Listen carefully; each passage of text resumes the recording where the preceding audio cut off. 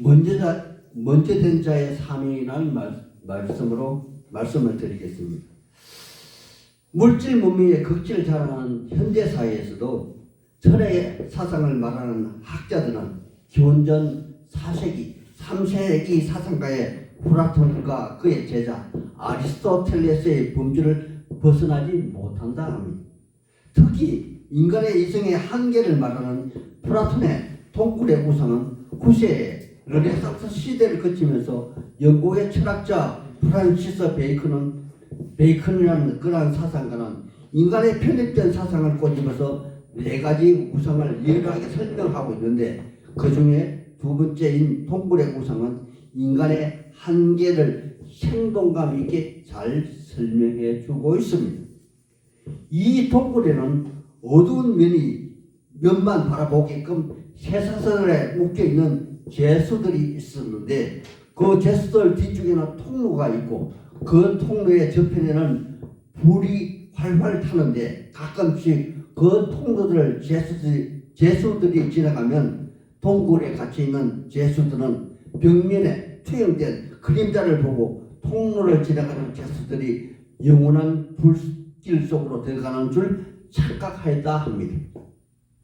또 우리 속담에 이와 같은 예가 하나 있는데, 제가 말씀을 드리자면 바로 우물 안의 개구리입니다.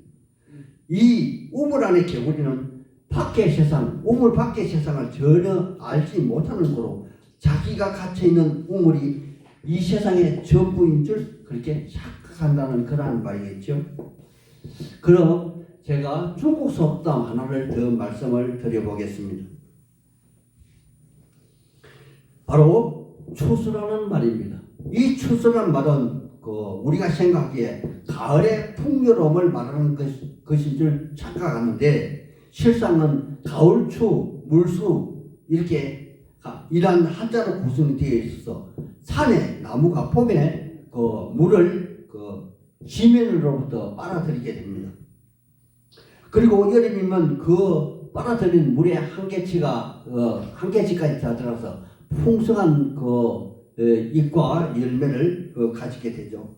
그리고 이제 가을이 되면은 이제 역으로서 그 산의 나무는 물을 다시 자기 몸에서 뱉어냅니다. 왜냐하면 나무가 계속해서 물을 함유하고 있다면 겨울이 되면 다 얼어서 죽을 수밖에 없기 때문에 최소한의 물만 남기고 다 쏟아내다 보니 가을 산에는 맑은 물이 흘러내리고 계곡을 따라 이렇게 모인 물이 큰 강을 이루고 마침내 중국에서 가장 큰 강인 황허강을 이룬다고 합니다. 하지만 이 큰 황허강도 흘러서 마침내 바다에 다다르다 보니 자신의 존재가 바다에 비하면 보잘것없는 것을 깨닫게 된다는 것입니다. 이 말은 바로 우리가 바로 보는 동굴의 우상이나 우물안 개구리와 같다는 그런 말이겠죠. 하나님의 사람들이요, 제가 왜 난데없이 이 귀중한 설교 시간에 이런 쓸데없는 철학 사상을 이야기하는 것일까요? 바로 이런 말들은 최초에 플라톤이라는 철학자가 인간의 죽음과 부활을 넘어선 완전한 이데아 사상을 설명하자 내어놓은 그런 사상이 우리가 익히 알고 있는 수의 철학자 피타고라스 정리를 한 오르페우스 교주가 교주를 거쳐서 이렇게까지 변화무쌍하게 발전되어 왜곡되고 편입된 말로 사용되고 있다는 것입니다. 하나님의 사람들이요, 여기 사도 바울은 고대 철학자 중에 한 사람으로서 많은 후대 철학자 중에 한 사람으로 각인이 되어 있습니다. 하지만 그는 인간의 이성의 한 부류를 설명하는 그러한 철학자가 아닙니다.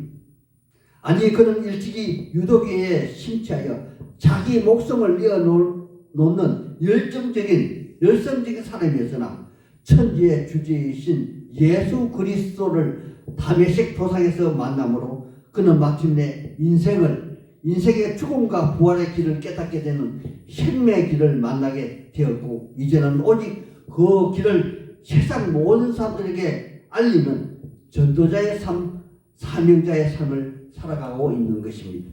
그래서 그는 이제 자기가 자기 인생의 주인으로서 사는 그러한 삶이 아니라 죽음과 부활의 주제이신 성령 하나님의 인도하심을 따라서 자기 인생을 내어 맡긴 것입니다. 따라서 그는 자기 의지를 완전히 꺾어버리고 아시아를 넘어 유럽으로 진출하였으며 유럽의 첫성 필리포에서 매맞고 옥에 갇혀 있다가 가까스로 성령 하나님의 도움을 받아서 풀려나게 되었고, 또 도망하였으나 또다시 그는 죽음과 부활을 전하다 데살로니가 베레에서 똑같이 도망하고 추방되는 그러한 일을 겪게 됩니다. 이 과정 중에 그의 동력자 디모데와 신라와 헤어지게 되었고, 여기 당대의 최대의 그 학문의 도시인 그리스 아테네까지 흘러들어온 게 된 것입니다. 하나님의 사람들이요, 그러하다면 이런 바울의 삶은 자기 자신의 주관과는 아무런 상관이 없는 오직 성령에 이끌린 그러한 삶이 아니겠습니까? 그러하다면 이곳 아덴의 삶 또한 변화무쌍한 삶이 전개될 것이 너무도 뻔한 그러한 일이 예견된 것이 아니겠습니까?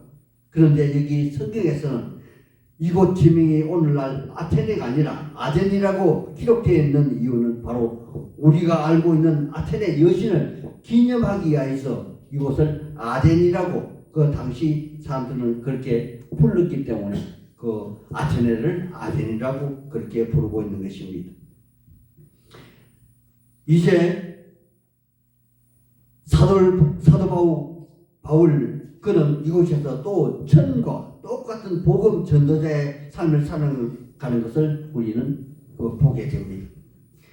그는 당시로선 최고의 학문의 도시인 바로 이곳 아덴을 둘러보다가 먼저 깨달아 알게 된 자로서 이 도시에 생명 없는 우상이 가득함을 바라보게 되었고, 마음에 가득한 슬픔을 안고 또 다른 표현으로서 굉장히 격분한 상태로 회당을 찾은 것이며, 그래서 그는 더 열정적으로 예수는 그리스도이시다, 예수는 메시아이시다, 예수는 만유의 주이시다, 그렇게 알리게 되는 것입니다. 그분은 우리를 위하여 죽으셨으며 또 우리를 위하여 죽음에서 부활하셔서 우리에게 정인의 삶을 살으셨다. 더욱더 바울 사도는 담대하게 그 아덴에서 글을 전하게 된 것입니다. 하나님의 사람들이요, 이렇게 죽음과 부활을 전하다 보니 그곳에 있는 당대의 철학자들과 또 마주하게 되었겠죠. 그들이 바로 17절에 기록되어진 스토아 학파와 에피쿠로스 학파입니다. 스토아 학파는 제놀이라는 사람이 창시한 학파로 금욕의 생활로 육적의 삶으로부터 해방되어 흔들리지 아니하는 그러한 부동심을 갖는다고 합니다. 이러한 부동심을 아파테이아라고 일컫는데, 이 아파테이아에 이른다는 것은 참다운 행복의 삶을 살 수 있다고 주장하는 것이며, 우주의 근원이 되는 만물의 근원을 갖다가 물과 불과 공기와 흙으로 주기적으로 이들이 생성과 해체가 반복되면서 소우주인 인간은 바로 이들 4요소로 구성되어 이성에 의해서 지배를 받는다고 하는 그러한 학파입니다. 따라서 신은 만물 안에 내재되어 있다는 범신론을 주장하는 그러한 학파들이겠죠. 그리고 에피쿠로스 학파는 스토아 학파는 반대로서 인간의 이성보다는 감성을 중요시하는 그러한 절제된 쾌락의 학파로서, 쾌락은 그 자체가 생존의 목적이 되며 선이라고 말하는 그러한 주장하는 학파입니다. 이 쾌락의 극치를 아타락시아라고 그들은 주장을 합니다. 하지만 이 에피큐로스 학파는 뒤에 영은 선하며 물질은 악하다 그렇게 규정하여 영의 쾌락을 위하여서 몸은 아무렇게나 굴러도 된다는 그러한 주장을 펼치게 됨으로써 나중에 많은 부작용을 낳기도 합니다.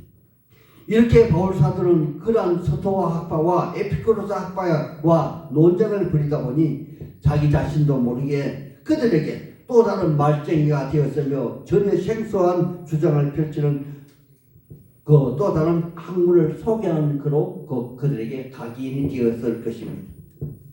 하나님의 사람들이요, 사실 저도 바울의 전도 여행 중에서 이곳 아테네 선교는 많은 후대의 설교자들에 의해서 실패했다고들 합니다.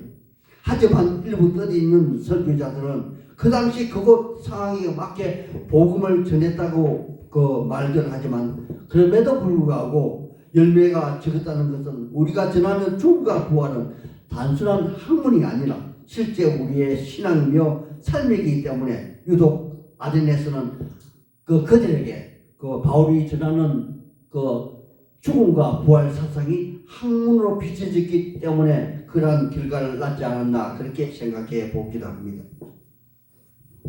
제가 생각에 바울은 여기 아테네에서도 최선을 다했습니다.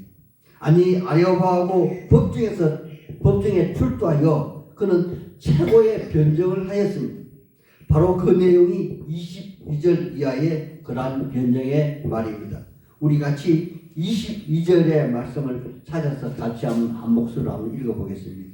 찾아서는 같이 읽겠습니다. 22절입니다. 시작. 바울이 아레오파고 가운데 서서 말하되 아테네 사람들아 너희를 보고 범사에 종교심이 많더라. 아멘. 하나님의 사람들이요, 제가 누누이 말씀을 드렸듯이 종교는 사람이 그들의 삶의 유익을 위해서 그들이 스스로 만든 생명 없는 것으로서 부질없고 헛된 것입니다. 그 부질없고 헛된 것은 여기 스토아 학파가 에피크로스 학파가 주장하는 것처럼 공허한 그러한 말장난이며 그들의 열정은 아까운 인생을 젖먹는 그러한 폐악질입니다. 따라서 인간의 종교심은 그들 스스로를 옥죄는 그러한 행위로서 멸망에 이르는 지름길이나 부활의 삶과는 아무런 상관이 없는 그러한 논리입니다. 하지만 사도 바울은 그들의 논리에 따라서 이성의 근거에서 로마서 1장 20절에 하나님의 자연계시 즉 일반 은총에 관하여 말씀하고 있습니다. 창세로부터 그의 보이지 아니하는 것들 곧 그의 영원하신 능력과 신성이 그가 만드신 만물에 분명히 보여 알려졌나니 그러므로 모든 사람은 필기하지 못할지니. 아멘.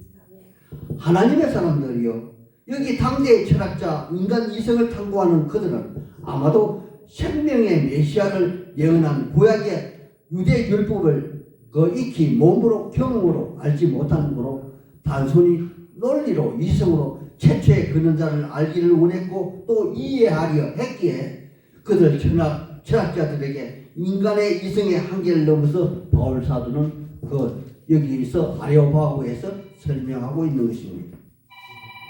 무한대의 창조주 하나님은 아니 우주와 만물을 지으신 하나님은 그 만물 가운데 지으신 유한한 인간의 시간과 공간의 한계를 정하셨으므로 그 한계의 틀 안에서는 마치 안 못 보는 분이 손으로 더듬어 사물을 판다는 것과 같아서 하나님을 온전히 알기가 어렵다는 것입니다. 따라서 십자가의 사랑과 죽음과 사랑의 죽음과 생명의 부활은 인간의 이성의 학문을 넘어 신앙의 단계에 이르러야만 깨닫게 되는 그러한 진리가 되는 것입니다. 그러므로 그들의 이성으로 만들어낸 금이나 은이나 돌에다 사람의 기술과 고안으로 새긴 것들과 같이 보아서는 아니 된다는 그런 말씀인 것입니다. 그런데 하나님의 사람들이요, 여기 바울 사도는 여기까지 그들의 철학자들과 아레오파고 법정에서 피를 토하는 논쟁을 한 것이 아니라 그는 여기서도 그들의 이성의 한계를 넘어 한 발 더 나아가는 것을 우리는 보게 됩니다. 바로 죽음과 부활 뒤에는 반드시 심판이 있다는 것입니다. 30절에 알지 못하는 시대에는 하나님이 간과하셨거니와 이제는 어디든지 사람에게 다 명하사 회개하라 명하셨으니 31절에 이는 정하신 사람으로 하여금 천하를 공의로 심판하는 날을 정하시고 이에 그 죽은 자 가운데서 다시 살리시는 것으로서 모든 사람에게 믿을 만한 증거를 주셨음이라 하니라. 아멘. 아멘. 하나님의 사람들이요, 사도 바울은 지금 당대의 철학자들 앞에서 피를 토하는 설교를 하고 있습니다. 그런데 그들의 반응은 어떠했습니까? 그들은 그들 수준에 딱 맞게 자기들이 모르는 이방신을 전하는가? 이 말쟁이가 또 무슨 개변을 늘어놓으려는가? 아니면 새로운 사상을 전하는가? 그렇게 생각했을 뿐일 것입니다. 하나님의 사람들이요, 그렇다면 오늘날 나는 어떠합니까? 많은 성도들이 이렇게 생각할 것입니다. 해 아래 무슨 새로운 것이 있을까? 진짜로 죽은 자 가운데서 부활하신 분이 하나님이신가? 그분이 진짜로 나를 죽음에서 구원하실 분인가? 또 목사 자신은 성경 말씀을 그대로 믿고 실제로 그런 삶을 사는가? 니나 잘 믿으세요. 이렇게 말입니다. 그런데 말입니다. 여기 바울 사도는 자기가 이 길을 선택하고 계획했던 것인가요?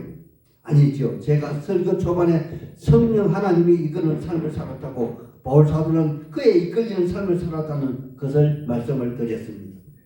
그렇다면 바울 사도의 아된 설교는 실패하는 것일까요? 아닐 것입니다. 하나님은 절대 실패하시는 분이 아니십니다.